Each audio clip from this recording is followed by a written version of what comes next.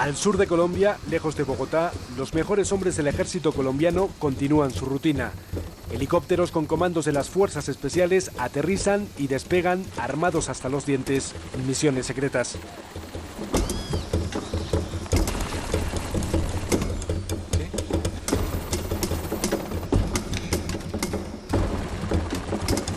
Prohibido preguntar, ni siquiera los soldados conocen el objetivo hasta que ya están en pleno vuelo.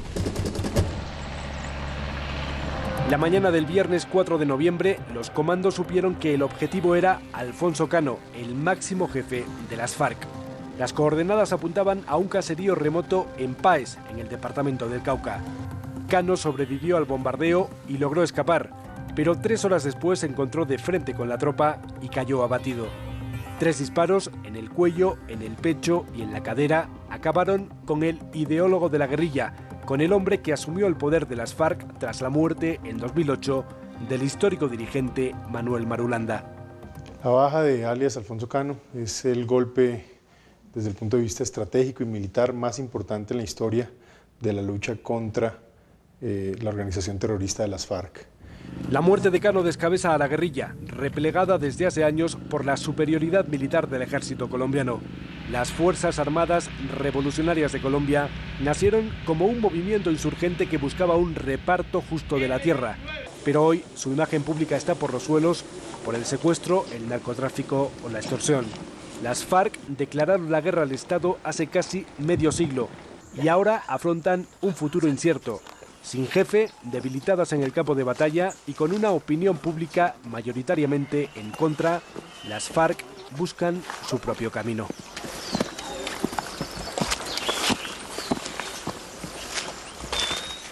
Pienso que hay que reflexionar. Alfonso Cano llevaba más de 30 años en la guerrilla y era el último de los grandes dirigentes históricos de las FARC que continuaba con vida. Este estudiante de antropología, que dejó los libros para echarse al monte tras pasar antes por las juventudes del Partido Comunista, vivió los últimos años en una permanente huida. El ejército le siguió los pasos durante más de 3 años. En ese tiempo, Cano escapó con vida a 3 bombardeos. Hace 15 días los soldados volvieron a ubicarlo en el sur del país. La inteligencia tuvo un papel clave, también los desertores de las FARC. Mire, la inteligencia funciona como un rompecabezas. Llegan varias piezas y esas piezas se arman y termina eso viéndose como un retrato. Y cuando usted tiene ese retrato es que tiene la claridad para poder actuar. Varias de esas piezas seguramente implican información proveniente de personas dentro de esa organización que están hastiadas. El campamento de Cano guarda secretos muy bien guardados. En la casa que le sirvió de refugio en los últimos días, el ejército encontró información muy valiosa. 7 ordenadores, discos duros, 39 memorias USB, teléfonos móviles. Todo eso se examina a fondo para desentrañar los planes de la guerrilla.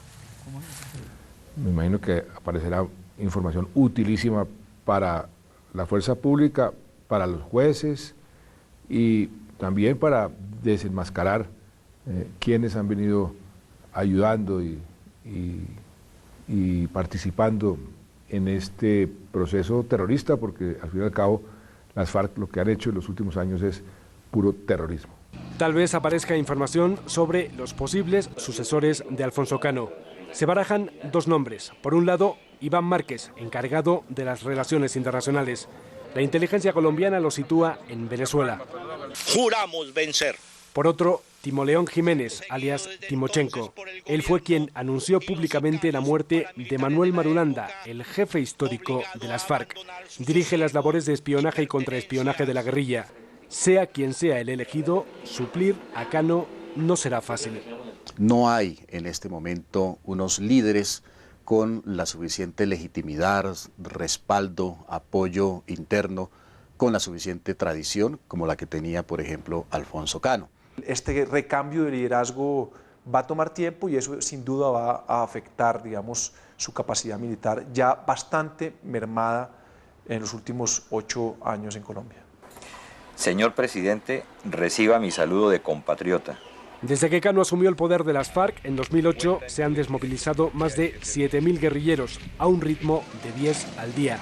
El gobierno calcula que el grupo armado cuenta hoy con apenas 8.000 hombres Y con la muerte del líder se vuelve a hablar de una posible negociación para lograr la paz. Andrés Pastrana ha sido el único presidente que se ha sentado a hablar con la guerrilla.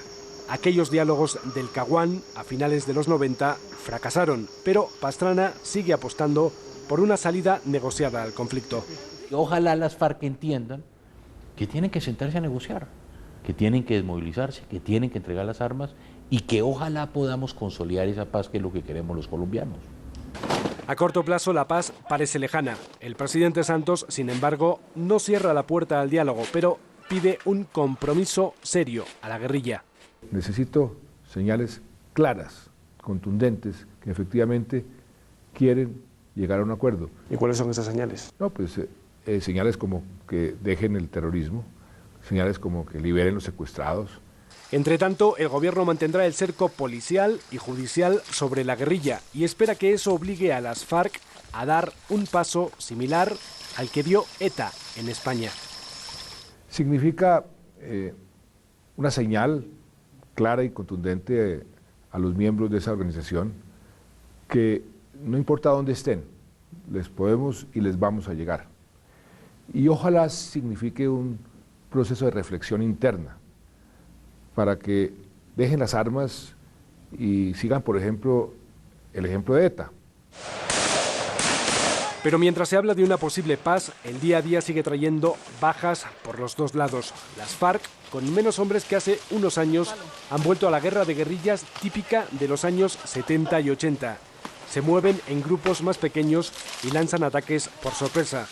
En 2010 causaron, entre muertos y heridos, 2.540 bajas al ejército.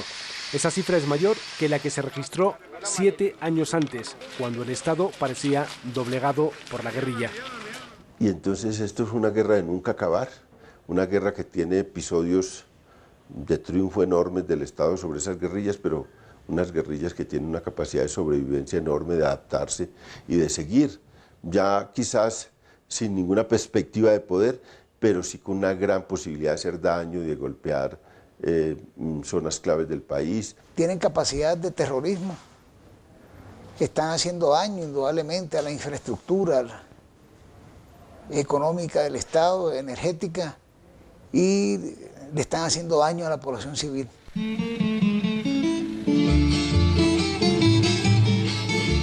Granadas fue durante décadas un pueblo tomado por la guerrilla, un lugar en donde no había presencia del Estado. Desde hace un par de años el ejército está presente, pero es complicado ganarse el apoyo de la población. Los caballeros, por favor, a la parte de atrás. Los militares hacen controles porque el pueblo está repleto de milicianos, de hombres que pasan información y alimentos a las FARC y que se visten de civil. En Planadas y en los pueblos cercanos, los alcaldes reconocen que la población colabora con la guerrilla porque jamás hubo otra autoridad. Eso es una verdad que no se puede ocultar. En el municipio existen informantes, eso lo sabe el Estado, el ejército lo sabe. Planadas es un ejemplo de que la guerrilla está presente y arraigada en muchos pueblos remotos de Colombia y de que tiene capacidad para golpear. Toribío es uno de esos pueblos de la Colombia rural acostumbrado a vivir con el azote de la guerrilla. Solo en 2011 ha sufrido varios asaltos de las FARC y en uno de ellos el centro del municipio quedó completamente destruido. Vamos a hacer quitar esa pared porque como está como embombada. A sus 80 años, Filomena volverá a reconstruir su casa. Es la tercera vez que la guerrilla daña su hogar en un intento por tomarse el pueblo. Y al final de su vida, hastiada ya de tantos años de violencia, lanza este mensaje a las FARC. Que no más, que no pues cometan semejantes barbaridad, que hay niños, hay ancianos, ellos no miran, es nada de eso, miren. La casa de Julián también tiene el sello de los combates. Hoy recoge con sus sobrinos las tejas que se salvaron. Julián es más joven que Filomena, apenas supera los 30 años y sueña con un futuro en paz. Sueña con que las partes enfrentadas se sienten a negociar. Las armas no son pues como la única salida que hay para poder resolver un conflicto. Obviamente el diálogo. Que ambos estén conformes con lo que el otro quiere. Pero más allá de los buenos deseos, hay quien pone algo de realidad. El alcalde de Toribío es de los que piensan que la paz todavía es apenas una lejana ilusión.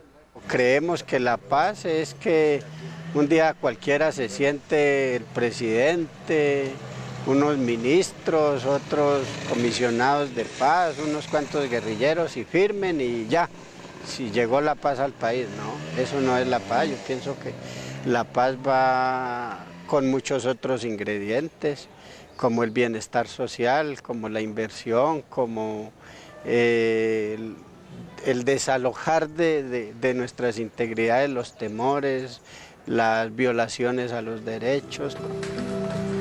Demasiadas heridas en Toribío, demasiada memoria de violencia en un pueblo que aspira, como muchos otros en Colombia, a vivir en paz. Toribío es uno de esos pueblos marcados por la violencia que demuestran que las FARC siguen muy vivas en las zonas rurales del país. Desde los años 80 los habitantes de este municipio han padecido a la fuerza las consecuencias de la guerra. Toribío ha sufrido 14 tomas guerrilleras, más de 600 hostigamientos y en 5 ocasiones, como esta, el pueblo ha quedado prácticamente destruido.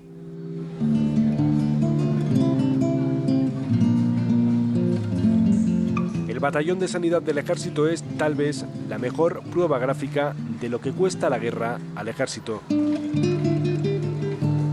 Las minas antipersona que siembra la guerrilla causan estragos en la tropa.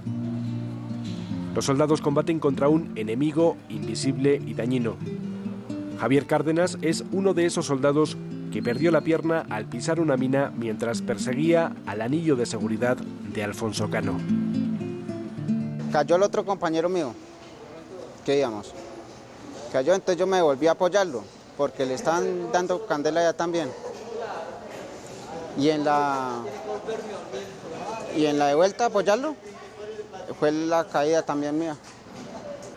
Desde 1990 a 2010, 5.700 militares y 3.400 civiles resultaron afectados por minas antipersona. La rehabilitación lleva tiempo. Aquí reciben tratamiento físico y psicológico, porque todos saben que al pisar una mina se acaba la vida activa en el ejército. Ya acabó, porque ya uno no... ¿Qué puede hacer así? Ya acabó.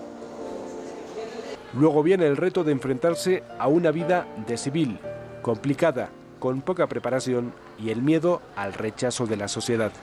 Hay muchos miedos porque se sienten que qué va a ser de su futuro, qué va a pasar con su parte laboral, emocional, alguna mujer me va a voltear a mirar. Los que tienen esposa o tienen pareja, pues la angustia de que su pareja los vaya a dejar por verlos así.